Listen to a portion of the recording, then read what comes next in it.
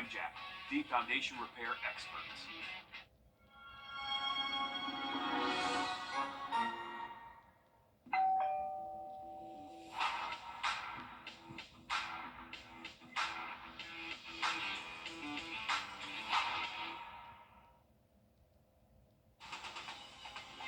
Live from Augusta, you're watching News 12 at 6 o'clock. Good evening. We'll have a look back at the Georgia primary in just a moment, but first the weather, and we have passed the needle to hot today. It is getting warm out there, and it is starting to feel like a Memorial Day weekend that we're used to, Riley. It is, guys. We actually officially did have one of the warmer days of the year so far. Got up to 88 chances towards the holiday weekend in just a bit. In Richmond County, you will see two new faces in government leadership in the coming months. Tina Slindak taking over District 7 and Don Clark in District 5. In the coming months, top issues will be in the forefront, like the search for the next city administrator after 2 years and the Parks and Rec audit. So how will they take on the challenge? Sydney Hood has the story. Election day has come and gone, but the changes you voted for are just getting started. Like the signs you still see around the city, the changes from Election Day linger. In commission, Jordan Johnson, Catherine Smith McKnight, and Francine Scott all kept a hold of their seats. Soon, two new names will join them, Tina Slindak for District 7 and Don Clark for District 5. The Parks and Rec Department, I think there's been a total mismanagement of that department. Slindak says she supports an audit and says she wants to beautify the parks and recreation already in the city. We have so many pools for our kids in the city, and they're not open during the summer, but a couple hours, a couple of days a week. And I just think that's a tremendous waste because the kids need something to do during the summertime. Don Clark also says one of his top priorities is beautifying the city. Ensure that our constituents feel a part of the growth and development that they see and hear about, or let them see it a lot closer and personal. Clark beat incumbent Bobby Williams for his seat, and he says he is ready to get to work. Walking the neighborhoods, talking to the neighbors and constituents, hearing their concerns, and seeing it firsthand really opens up your perspective of, we got a lot of work to do. Also on the subject of change, the mayor will also be a part of the voting process and commission. Just forewarned, this is just the beginning of the process, but the first was to get the vote passed, in which we did. Now let's just start having a conversation on how we move forward. Mayor Johnson says they are in the very early stages of moving forward, but the conversations will start in the next few weeks. More than 70% of the voters coming out in support of the mayor having an equal vote. I think that shows that we're truly interested in how we make Augusta better. The mayor's vote takes effect July 1st, and the new commissioners become official come January. In Augusta, Sydney Hood on your side. And we will all look ahead to those changes and keep you posted. Thanks for that breakdown, Sydney. And sticking with politics, just a couple of other Richmond County races heading for a runoff. First up, Georgia State House District 131, where 5 Republican candidates were in the running. Rob Clifton, the top vote getter last night, 49%, but that might not be enough to avoid the runoff, possibly with Paul Abbott, who came in with 19% of the vote. David Byrne was also in that race as well. For the Augusta Judicial Circuit Superior Court Judge, Charles Lyons and Matt Matson will face off in a runoff. Lyons captured 43% of the vote, Matson coming in second with 31%, Willie Saunders taking 26% last night. You can see all these results and more on our website, wrdw.com. And also new out of commission this evening, the conversation for the Augusta trash rate sent back to committee yet again, and leaders also voted to send the audit looking into the Parks and Rec Department back to committee as well. We'll be following both of those stories. New tonight, the Richmond County coroner says a missing woman has been found dead. 43-year-old Quandra Ball was reported missing back last Thursday, the 16th of May, found dead inside a vehicle over at Piddleton King Park yesterday. Just hours before, as we reported yesterday, deputies found the body of a murder-suicide suspect in another car at the same park. The coroner's office calling Ball's death suspicious. We'll let you know when we learn more. Also new tonight, a rescue that required surgeons to come in and help. A construction worker in the hospital after being entangled in a concrete machine on the job. Grovetown Fire says they were called into the Deer Hollow subdivision around 10 this morning. As they worked to extract that victim, they had to call in a team of surgeons from Wellstar to help with that removal. The machine in question is used to remove existing concrete or asphalt for roadway curbing projects. 3 local schools all dealing with students caught with weapons. Today, Grovetown High School says 2 students were caught using toy guns. The toys were found in the students' backpacks before the school day started. The school district says these students have been criminally charged, and yesterday, administrators at Glen Hills High found a student with a weapon at the start of the school day. Meanwhile, in McBean Elementary School, a student brought a kitchen knife to class and showed it to other students before it was confiscated by a teacher. All 3 of these cases are being investigated. Also tonight, a follow-up on a story we told you about here yesterday, where an Aiken woman is suing the city of Aiken and the county, saying her disability rights were ignored. Jody Bennett is deaf. Her lawsuit alleges officials violated her rights when she was denied a sign language interpreter during an incident that led to her arrest. And that's not all. The I-Team's Wrdw here to break down that case. Jody Bennett is looking to raise awareness with her case to make sure something like this never happens again. We spoke to her lawyer and a state advocate. They both say this is more common than you may think. Aiken County and the city are front and center on a lawsuit filed by Jody Bennett, a completely deaf woman who was arrested in 2022 for shoplifting. It's an illustration of everything that could go wrong when there's not an interpreter available. According to the lawsuit, Bennett was at an Aiken Walmart for pool supplies. At the self-checkout, she couldn't hear when the scanner beeped. She paid $170 but missed 4 or 5 items. She had no intention to steal. They called the cops. The cops came and she couldn't properly communicate. They arrested her and brought her to the detention center. Bennett alleges from her arrest to court arraignment she was denied a sign language interpreter. Not getting the communication access that she deserves was horrifying. According to Randall Dong with Disability Rights South Carolina and Bennett's attorney, this is happening more than you'd think.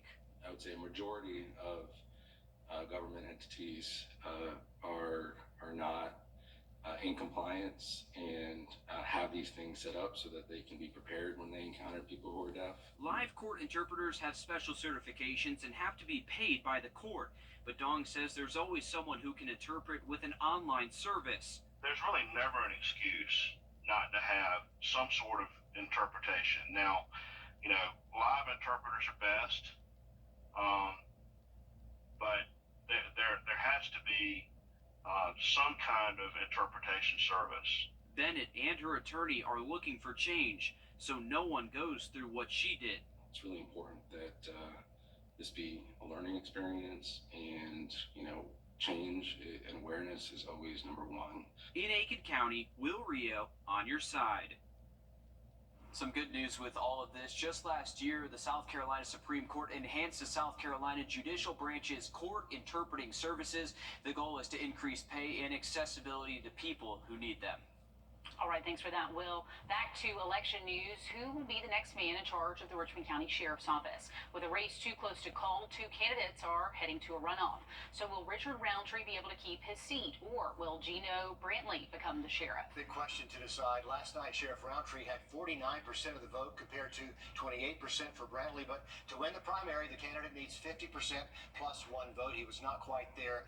Sheriff Roundtree says while a politician's seat is never promised, a runoff for sheriff is not new to him. Before he was elected sheriff a dozen years ago, he was in a runoff against Scott Peebles. Roundtree says the fight back then was the same as today to reduce violence, and he believes his last 12 years in office are proof he will continue to keep that promise, that he knows what it's like to be a sheriff here in Augusta. Gino says the numbers at the poll are proof this community wants change, and they both agree the way they will do that is by being back out in the community. We don't want voters to get election fatigue. So the biggest thing is to get the ones who did support us to come back out on the 18th and cast their vote again. So our primary goal will be educating the voters that it's not over. Don't get tired. And again, 12 years ago I was in a runoff, so I've been here before. I know what it takes. It's just kind of alarming that we, haven't really curbed the violence here in our city, but people still say they want change. So we just have to get out and encourage people. If you want change, you have to be willing to fight for change. And if there is a runoff, which there will be, voting will happen on June 18th. The winner of that race, if there is a runoff, and we believe there will be, there's going to be on the ballot in November, and we will have to wait and see exactly if the other candidate, who's in November, has enough names to get his signature and get on the ballot. That's right, to face off the winner of this race. And don't forget, tomorrow is the last public meeting talking about a 1% sales tax for Aiken County schools. The tax helps fund reconstruction projects for the district that'll be up for renewal in November. It's at South Aiken High School at 6 o'clock. We have a more in-depth breakdown of this tax on our website, wrdw.com.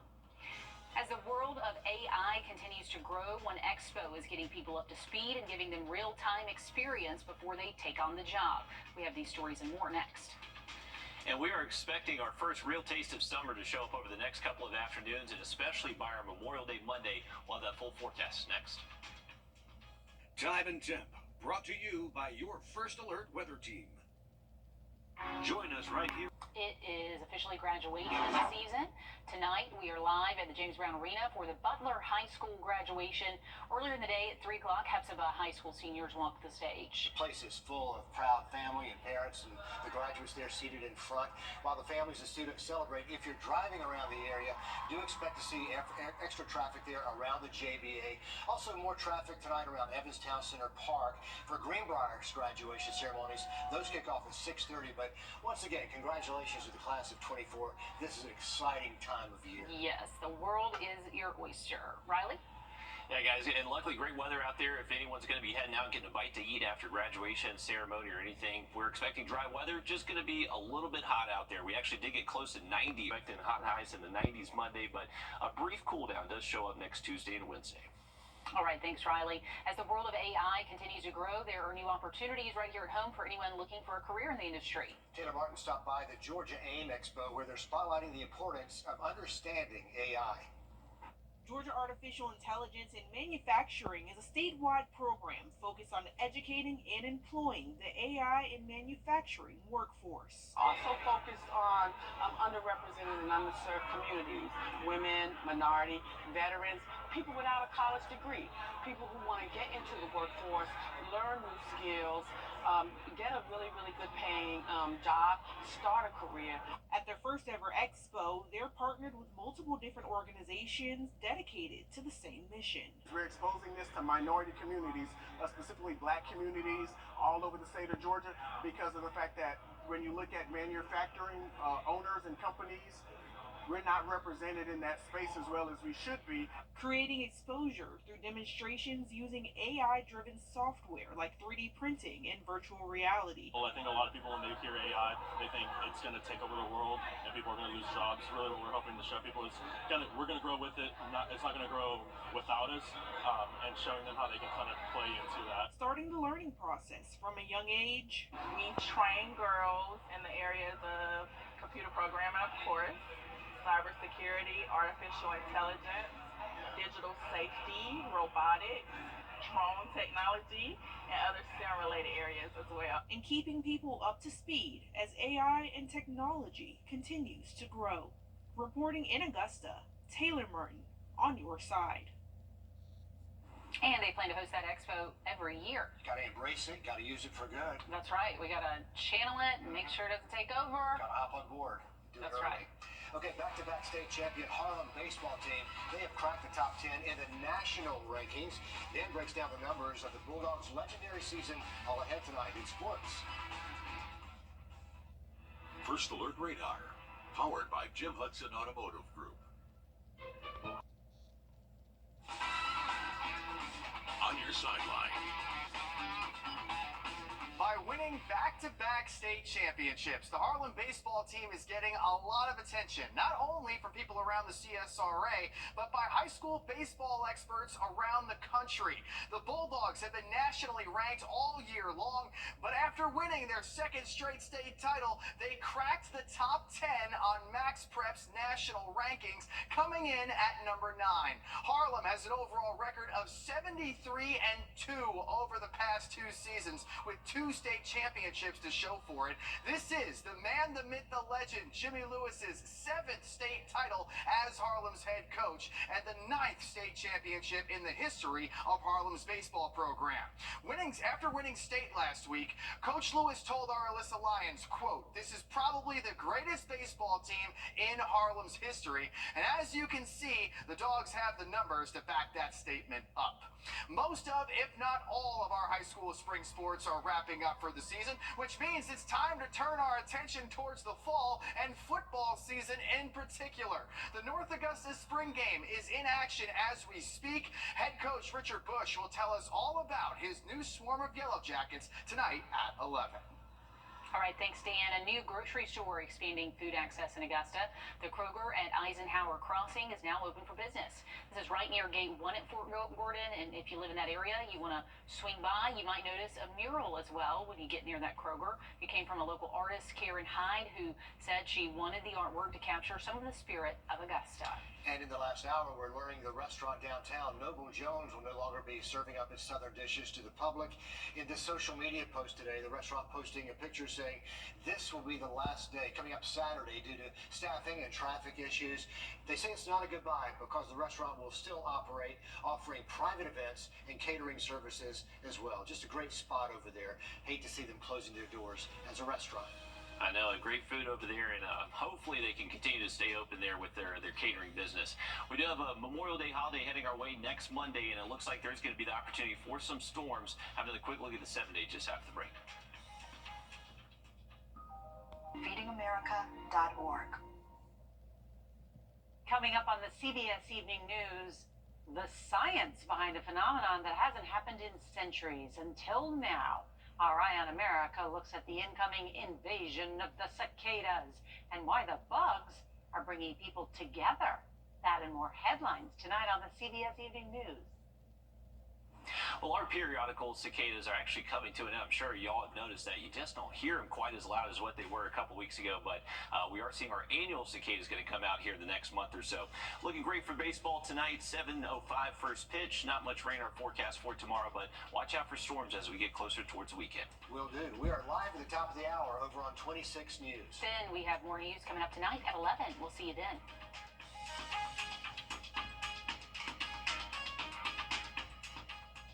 At the CBS Evening News, we focus on solutions, finding solutions to help people understand what are the right choices to make for you and your family.